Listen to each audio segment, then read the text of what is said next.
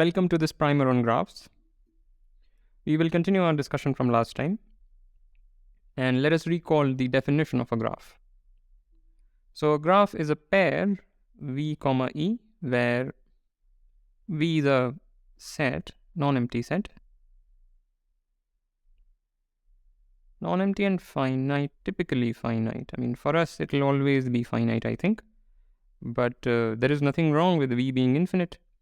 But all the graphs that we will consider will be on finitely many vertices, so to say, unless explicitly mentioned otherwise. So V is a non-empty set. And what is E? E is a collection of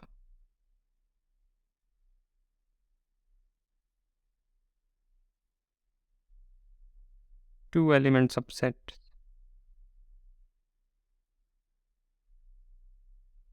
of V.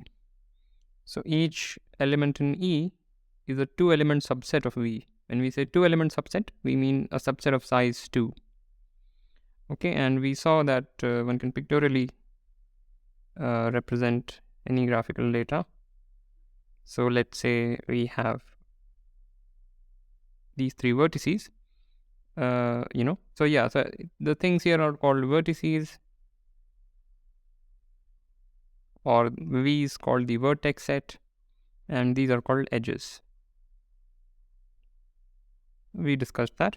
And suppose we draw a figure like this. This is trying to suggest the graph, which I'm going to write down,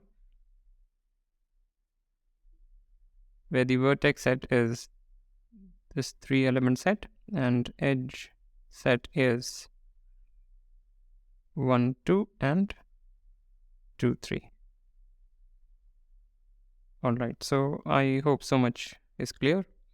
And now let us move on. So in this lecture, we'll just look at the definition of what is called a bipartite graph and look at examples. So a graph G, again, finite, everything we will define for finite graphs. A vertex set V and edge set E is said to be bipartite if, actually you don't need any finiteness in the definition. So it is said to be bipartite if there is a partition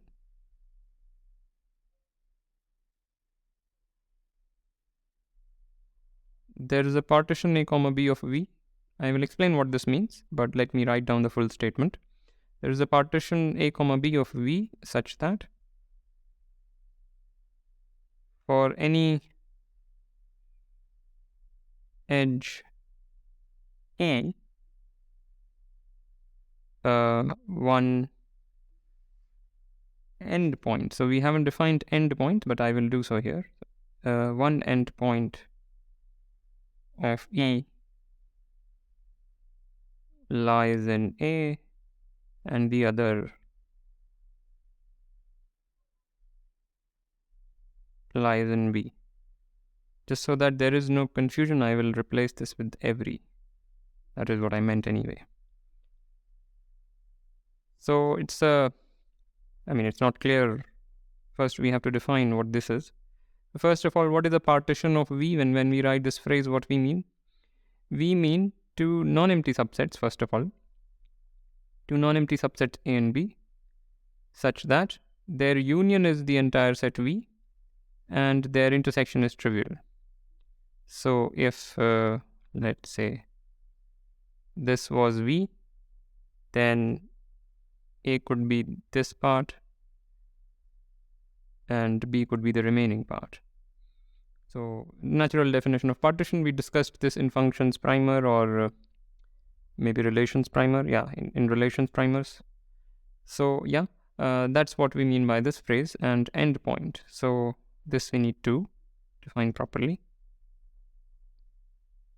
So if E is this edge, let's say x comma y, then x and y are called endpoints.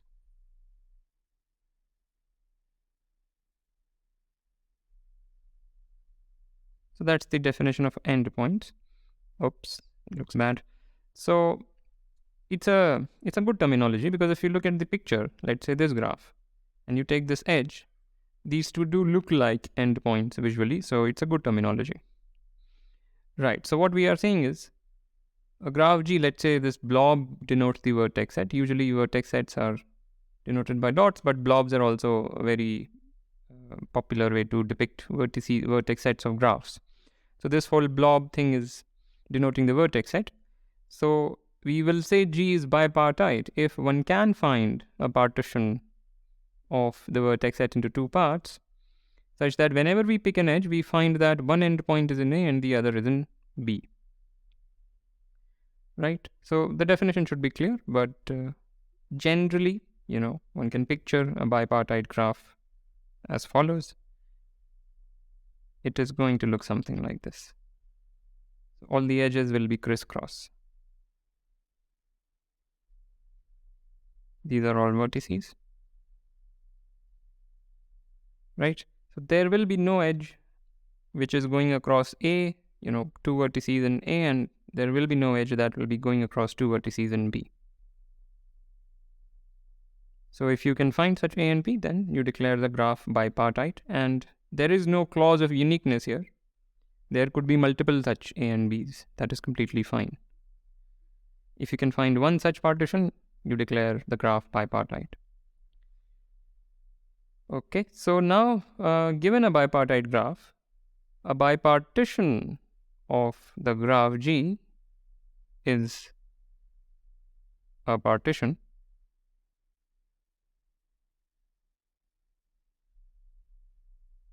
of the vertex set, such that, again the whole thing I have to write again, such that maybe I'll copy it.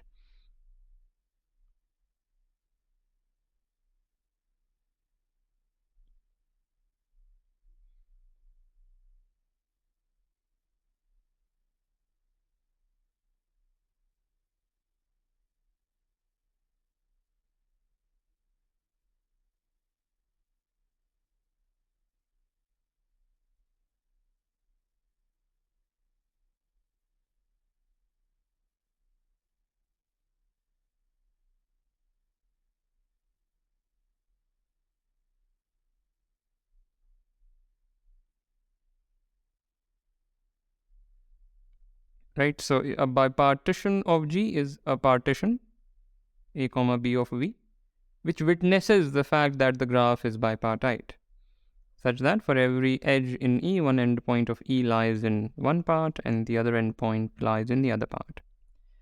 Okay, so that's the definition of bipartition. So a graph is bipartite if and only if you can find a bipartition. You can say it that way. Okay, so I hope this was clear.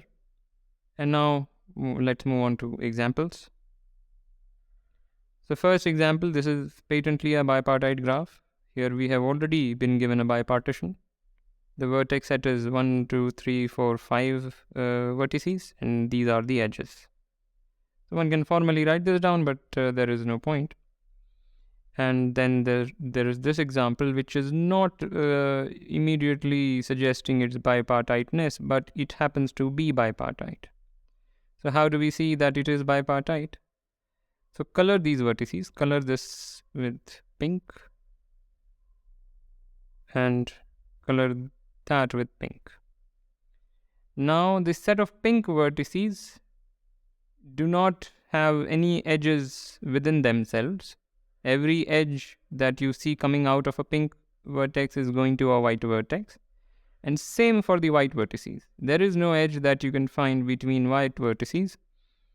Every edge that comes out of a white vertex lands on a pink vertex.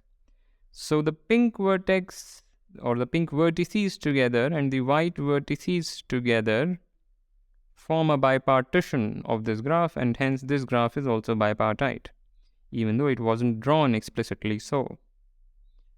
Okay. Now lastly, here is a graph that is not bipartite. I mean, you can just try. You can try all the partitions. This could be one attempt, and all the other attempts are going to look very, very similar because of the symmetry of the situation. But suppose you make this attempt, so this is one part and this is the other part, then within this part there is already an edge. So this is not a bipartition, and similarly any other thing will not be a bipartition. Okay, so these are some examples of bipartite graphs. We will continue our discussion with this concept, but for now this is enough. As usual, like, comment, share, subscribe, and I'll see you next time.